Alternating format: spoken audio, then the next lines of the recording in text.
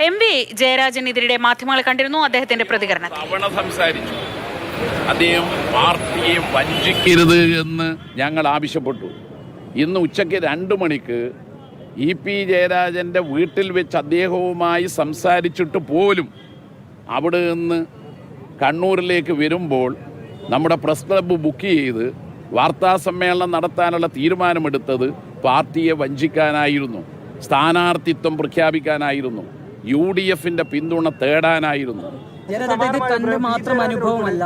ഈ ജയരാജനെ ഒതുക്കി party secretary സ്ഥാനത്ത് നിന്ന് മാറ്റി വടകരയിൽ മത്സരിപ്പിച്ചു.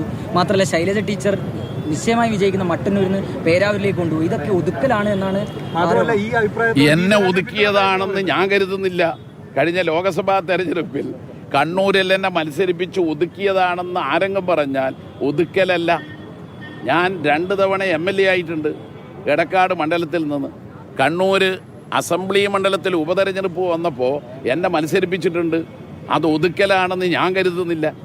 TK ഗോവിന്ദൻ മാത്രമല്ല EP ജയരാജനൊപ്പം തന്നെ സഹദേവനടക്കമുള്ള ആളുകൾ സെക്രട്ടേറിയറ്റിലാവട്ടെ ജില്ലാ പഞ്ചായത്തിൽ ഇതേ സമാന അഭിപ്രായം പങ്കുവച്ചിരുന്നു. ഈ സ്ഥാനാർത്ഥിത്തെക്കുറിച്ചും മറ്റ് സമാനമായി ഇയാൾ ഉന്നയിച്ച വിമർശനങ്ങളെന്നാണ് പറയുന്നത്. അത് വസ്തുതയല്ല.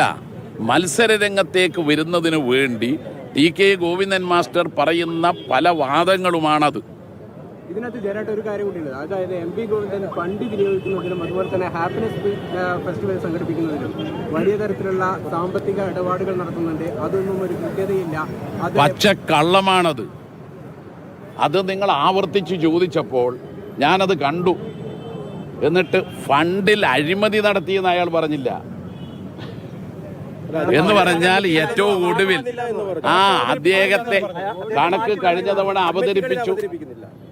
അവതരിപ്പിച്ചു എന്ന് മാത്രമല്ല, ഓഡിറ്റ് ചെയ്ത് അവതരിപ്പിച്ചു എന്ന് മാത്രമല്ല, ഏറ്റവും ഒടുവിൽ അവിടെ ധർമ്മശാലയിൽ പഞ്ചായത്ത് ദിനാഘോഷം സംഘടിപ്പിച്ചപ്പോൾ ഏതാനും ദിവസം മുമ്പ് അതിൻ്റെ കണക്ക് ഔദ്യോഗികമായി അവതരിപ്പിച്ചു.